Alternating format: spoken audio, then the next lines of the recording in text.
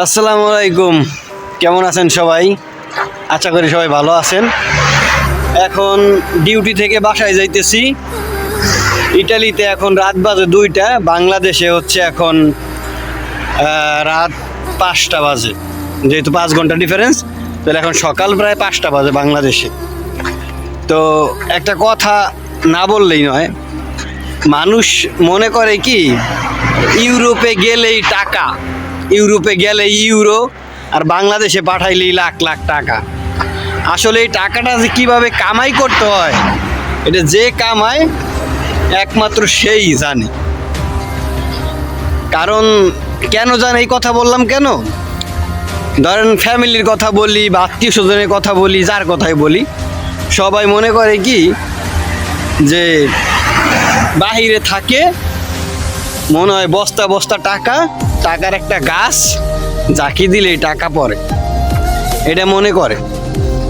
আসলে যে গাছটা যে প্রবাসী আসে, সেই মানুষটা যে একটা গাছ, সেই মানুষটার যে মাথায় পানি দেওয়ার বা গোড়ায় পানি দেওয়ার বা ভালো মন্দ দুইটা কথা বলার বা একটা ফ্যামিলি একটা সাপোর্ট দেওয়ার মতো একটা মানুষ তার কাছে নাই, এইটা কেউ বোঝে না। মনে করে কি বিদেশ গেছে,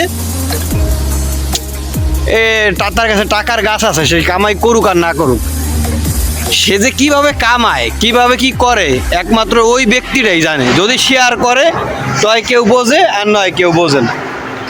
এখন হচ্ছে ইটালিতে রাত বাজে 2টা, এখন কাজ শেষ করে বাসায় যাইতেছি।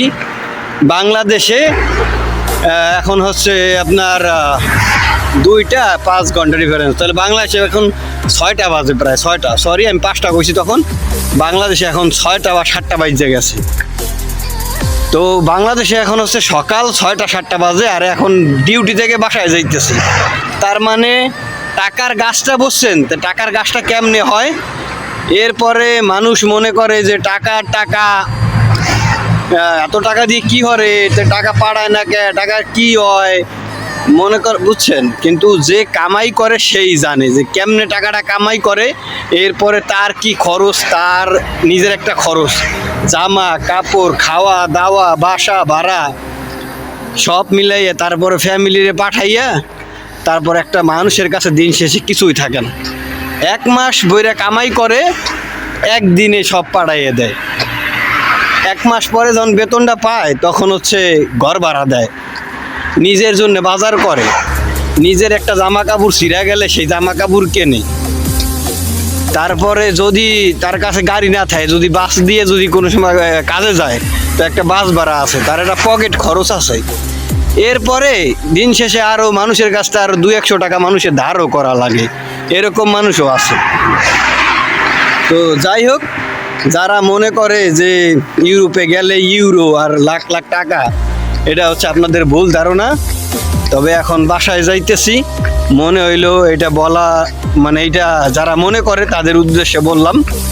তবে যারাই বিদেশে আসবেন তাদের জন্য একটা উদ্দেশ্যে একটা কথা বলবো, বা যারা আসেন নাই তাদেরকে আমি বলবো যে ভাই, যারা আপনি আসবেন তো আসেন, ওই রাইট মনে করেন 2টা আর 3টা নাই, কোন সময় বাসায় যাবেন, কাজ শেষ হবে, তারপরে পরের কাজ করলে গড়ি দইরা করা যায়।